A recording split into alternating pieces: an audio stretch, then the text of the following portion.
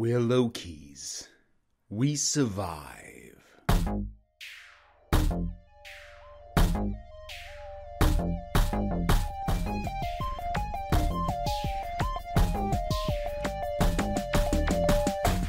Fifth episode of Loki, Journey into Mystery.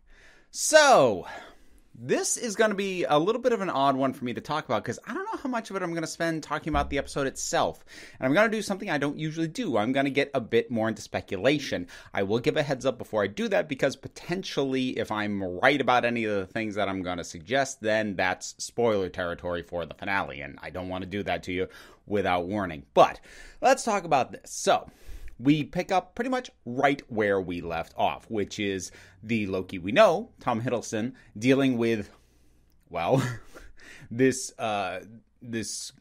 quartet, that's the word, of Lokis, including an alligator, and Richard E. Grant being flippin' awesome because he's Richard E. Grant. Like, okay, Richard E. Grant is one of those actors who, outside of the UK, like, I wish was better known. He's kind of one of those, oh yeah, guys in the US, but like, he's so good. He's good in everything. He was even good in Hudson Hawk, for crying out loud. So, the guy who really deserves more recognition, and I kind of hope that maybe this buoys him a little bit more. The thing is, like, he seems to be very happy existing in the weird sort of one appearance but memorable niche sort of thing that he's had for the past few decades in a lot of series and stuff like that. So, like, if he's happy where he is, that's fine. But, like, oh, he's so good. But we pick up there, and we get introduced to this whole idea of the void and of the, I can't remember what they called it now, but the cloud monster. It's the smoke monster from Lost. That's what it is. But this thing that is devouring what shows up in the void. So the idea of the void is kind of neat. I was, once we got an explanation of what it was, which is basically just the dumping ground for not only variants, but anything that gets reset out of a timeline, I was a little disappointed that it was as sort of like just generic apocalypse-y, especially considering like how many of the buildings, I mean, part of it was so overcast and gray. Maybe there was more interesting designs going on, but most of the buildings we seen just look like wrecked Earth, last 100 years or so style buildings, which, given what the concept of the void is, I would have liked to have seen a much greater variety. But then again, like, we don't spend that much time on the surface, so maybe it would have been a waste of time and talent to design something more varied and intricate, to sink your money into that when it ultimately doesn't matter that much. But, it's one of those things where the concept could have given them a reason to go a little crazier, and they didn't, and that's a little bit like, oh. I always respect when something gives itself license to go nuts, but then I get disappointed when it feels restrained. I'm like, but okay. But I do like these four. I like that ultimately, like, this is, I said I wasn't going to get into spoilers, so I'm not going to get into spoilers speculative, but like, I'm going to talk about this episode openly. So it's still good. My main concern at this point is the way the entire thing has been built, and it's very clear now from this point. This is a show that's really going to hinge on its last episode, which makes me continue to be nervous. Like, all these episodes have been good in varying ways, but so much of this is going to hinge on sticking the landing that I'm going to be nervous going into the next one. Like, I just am. I can't help it. But that's my general thing. This was still good. I enjoyed it. But now I'm going to talk openly about this, and I'll give you the heads up before I get into any kind of speculation. I like that most of these Lokis just can't stop themselves from betraying each other. Like, they just can't. They just can't do it. We have the Loki with the political pin show up, and he's like trying to take over from the others, and one of them betrayed the other two, and then that Loki with the pin's army betrays him. It's like, God, he can't help himself. He just keeps double-crossing himself. And to me, it actually makes a lot of sense that the only three who don't are old Loki, who we get enough backstory on that we really get a sense that he just lived long enough to not see the point in that kind of living. And young Loki, who, first of all, good way to turn him into an immediate badass by having this little kid go, I killed Thor. Okay. But also, like, He's young enough to not have developed all of the bad habits yet that the adult Lokis have. And then, of course, there's Alligator Loki, who, honestly, I don't need to know more. We don't really get a lot of insight into Alligator Loki. I don't care. I don't need it. He's great. Just by being. That's enough for me. It is interesting to me that, despite the other variants, we don't even catch a glimpse of another female Loki, which does really single out Sylvie as being particularly unique in that respect. Now, I'm not going to delve too much into that. I'm percolating, and depending on the last episode, when I do my overview on this whole thing, I might focus on the gender aspects of that and the implications and thematics and my sort of read on all that. I haven't decided yet, but I am kind of cataloging all these things to decide, is that what I want to make the focus when I talk about this thing as a whole? I don't know. Maybe. We'll see. So, all the backstabbing, I dig. It was interesting watching Sylvie and Ravonna. So, initially, I was kind of like, Sylvie, you are kind of like being weirdly trusting of her, but then making it very clear before it went on too long that, like, oh, no, she actually doesn't. Like, oh, whew, I was afraid she caught stupid disease somehow. Like, that would have annoyed the heck out of me. Also, it turns out Moby is still alive. I mean, I figured that was going to be the case. And here's the thing. That could have been very much... I mean, like, it could have been undercutting his death. And, like, arguably, if you say that his showing up again undercuts that moment where he died, previous episode, I can't say that you're wrong. For me, the reason it doesn't undercut it is because he's not just back. He's back with a new purpose and a new mission. And I love the idea that he heads back to the TVA to, in his own words, burn it to the ground. I'm like, yes. Yes, give me Mobius on a vendetta. I'm here for it. So, does it undercut his death? Yeah, a little, but it's not like it's just like, oh, he's back and it's fine. It's like, no, he's back and different. I'm like, cool. That makes it work for me. So, the other thing that's interesting is realizing with Ravonna, even though she was stalling to try and, contain Sylvie, and Sylvie, knew better than to trust her and all that, that there was still some truth that leaked in through what Ravonna was saying in terms of what the void was, in terms of her confirming Sylvie's theory that whatever the real timekeeper is or are is on the other side of the void, that you'd have to travel through it. Like, I myself was like, oh, you have a void traveling spaceship. Boy, that's freaking convenient. And I love that Sylvie basically comes to the same conclusion, like, yeah, right, I believe that. So that really worked as a pivot point for Sylvia to start picking apart what Ravonna was doing. But what's really interesting to me is Ravonna is not blindly loyal at this point. She's still holding to the mission. She does still seem to believe in the core of what the TVA is supposed to do. But she clearly now knows she's been lied to about why and by who. And she's not totally okay with that. She's not prepared to abandon the entire mission the way that Mobius was when he realized that he's a variant and has been kidnapped out of a timeline and had a life prior to this. So she's not that far, but she is like, okay, something's wrong. And I need to know what's really going on if I'm going to be able to stop these Lokis and what's going on. And so I like that she's not just putting on blinders to the entire situation, that she is still trying to figure out what's going on, just with a different motivation and a different intention than Loki or Sylvie are. So, like, that I think is very cool. Like, random thing that I forgot to mention before. I like that the Loki seem to have different specializations, and that Richard E. Grant's old Loki is, like, very much into the duplication casting and the illusions. Like, that he's so big into that, and really, like, and I got a smile on my face when he recreated Asgard. I'm like, oh, why am I so down with this? And I like that the younger Loki, big into the daggers. I liked those shifts, those things. We have more leaning on the idea of Loki and Sylvie being romantically into each other. I didn't need more of that. I mean, they still haven't flat out said it, which I appreciate. I expect they will by the end. And I didn't really need the whole thing with the blanket and that extended scene. Like, again, it's not even badly done. For what it is, it's pretty well done. And if that's your bag, you probably enjoyed that. But I'm not here for it.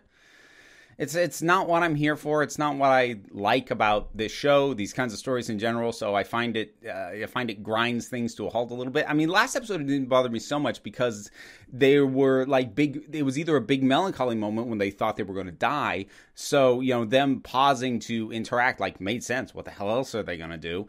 Or it was this moment in the climax that didn't last too long and it was punctuated really well with Loki getting pruned. So I didn't mind it last episode. Here it feels a bit more invasive and a bit more let's put everything on pause and have this little cute semi-romantic scene. I'm like, can we move on? The idea of Sylvie enchanting the smoke monster from Lost, yes, I'm sticking with that. Why the hell not? It's interesting. And I like the idea that she said, you know, that Loki can help her. He's like, I don't know how to do this. And she's like, yes, you do, because I can. And that's sort of reinforced also by watching Richard E. Grant do these massive illusions that neither of them think they could do. And Loki's just like, I think we are capable of more than we think we are. And that's just kind of a cool thing to sort of set up to potentially allow for further growth and development of what Loki's even capable of doing on their own. So I think that was pretty well done and well handled. I mean, the smoke monster as a threat was generic, but it's only around for one episode. So like, I'll deal with a generic threat for one episode. But that brings us to, it ends with them going to presumably figure out who the hell is behind all this. And this is where I'm going to get speculative. So if you are worried about hearing any potential spoilers about where things are going to go with the last episode, this is your time to step away. All right? All right. So in many ways, the obvious choice is still to have the reveal be Kang the Conqueror, because Kang has ties with Ravonna in the comics, and just as a time-traveling villain, this kind of fits his MO, in terms of the sort of ridiculousness, the taking on alter egos, pretending to be other things. Like, this is all very Kang. So it would have been easy to just go that way. I'm still kind of holding out hope and crossing my fingers that it's not, for a couple of reasons. First is, Kang as a character, he's not great. Like, that doesn't automatically mean he won't work in the MCU. The MCU has actually been very good about streamlining its characters, finding new ways to portray them. So it's absolutely perfectly plausible that when we eventually see Kang, be it here or be it in Ant-Man 3, that they will have reformed him in a way that will actually work. So, like, I'm certainly not discounting that. But he's not a character I'm going to get excited about in and of itself. That's problem number one. Problem number two, if they reveal Kang at the 6th episode of this, that's not going to mean anything to anybody other than the comic book readers. And I think that's a bad way for these things to go. It was part of the same problem that I had with WandaVision, because they reveal Agatha Harkness, and unless you know the comic lore really well, you're just going, who? And that potentially is the same thing. And the only way to have it mean anything is to spend like 15, 20 minutes of the last episode explaining who the hell this guy is, and basically explaining at the last minute why viewers should care. And that's not good storytelling, especially when they have been delaying and hinting at this kind of reveal for as long as they have. Like, I called, I think episode 1 even, that the timekeepers weren't real and there was something else behind them. So, but even if you weren't calling it early on like I was, they've been hinting at it very directly. And now we have had, since episode 4, it's been very clear that's definitely the case. So we're now in a situation where there is, at minimum, half the show worth of build-up, if not the whole show, depending on how early you had the idea that the timekeepers weren't real. Having that build up to a character that casual viewers aren't going to know, and even most comic book fans are going to be like, oh yeah, that guy. Not a great plan. In my hope that they don't do Kang, I found myself starting to think, well, who else could it be? I've got primarily 2 options, because I was trying to think of, okay, who's powerful enough that we have seen in the MCU to potentially be behind all this. And I tried to think of Ego, maybe, but no, none of his stuff is time related. I don't think that works. And a lot of the really powerful characters have been flat out killed, because most of the most powerful characters have been villains, because you make the most powerful things villains so that the heroes are the underdogs. That's duh.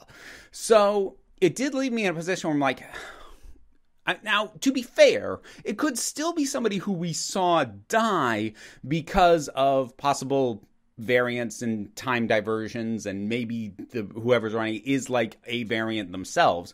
There's the possibility of, I don't think this for even a second, but if you want to go crazy, there's the possibility of having it be something like Apocalypse, and then have this tie into the MCU and introduce the idea of mutants as being from a variant timeline and ultimately mesh all of it together. I don't think they'll do that for the same reason that they didn't do it in WandaVision. It's too complicated a way to introduce the entire idea of mutants into the MCU, and also doing it in a show when it would have to, by definition, ripple out and impact the movies. I don't think they're going to do that. And that's not to say, these shows are proving to be more impactful on the movies than I originally thought they were, but they are still so far being designed to be skippable and still be able to follow what's going on in the movies. Next Captain America movie is just going to be Sam as Captain America. And if you didn't watch The Falcon and the Winter Soldier, you'll just see him as Captain America, and you'll logically go, okay, Steve gave him the shield at the end of Endgame, and now he's Captain America. And you can just make that leap without having to have seen Falcon and the Winter Soldier. And that's how I expect these things are going to be built. So something like that that's going to introduce massive ideas to set up for the movies, I still strongly think they will not do that. So, who does that leave in terms of characters we already know who in some way might relate to time or are powerful enough to have put all of this together? I've got two options, and they're related. First up, how about the Ancient One? Yeah, the Ancient One died in the first Doctor Strange, but we also brought her back for a little bit in Endgame and introduced to her there the idea of the branching timelines and things going that way. Did that plant a seed for something? When she made the case of why it's so important that these branches not form whole new dimensions, did that make her think, I have to form something that keeps all of this in check? Or, and I think this is, out of these two, the more likely possibility, I'm not sure I think either of these will happen, but what if it's Doctor Strange? Because that would work on a couple of levels.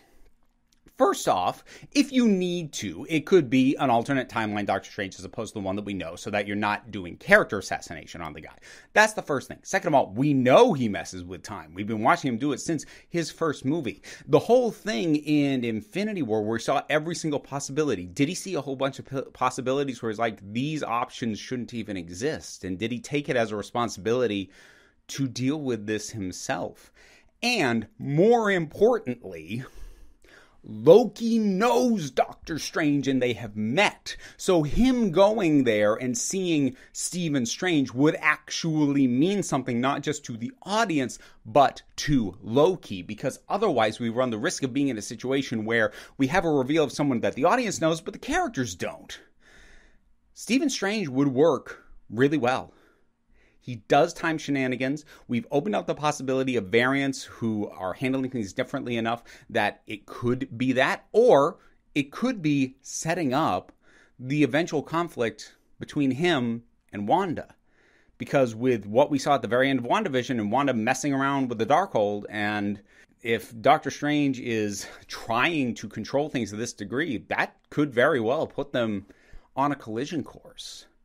Again, in a way that could be picked up in the eventual movie, Doctor Strange in the Multiverse of Madness. That doesn't require you to have watched both of these. Because you can just, with a line here or two, with a line or two here or there, you could still set up why they're in conflict in the movie.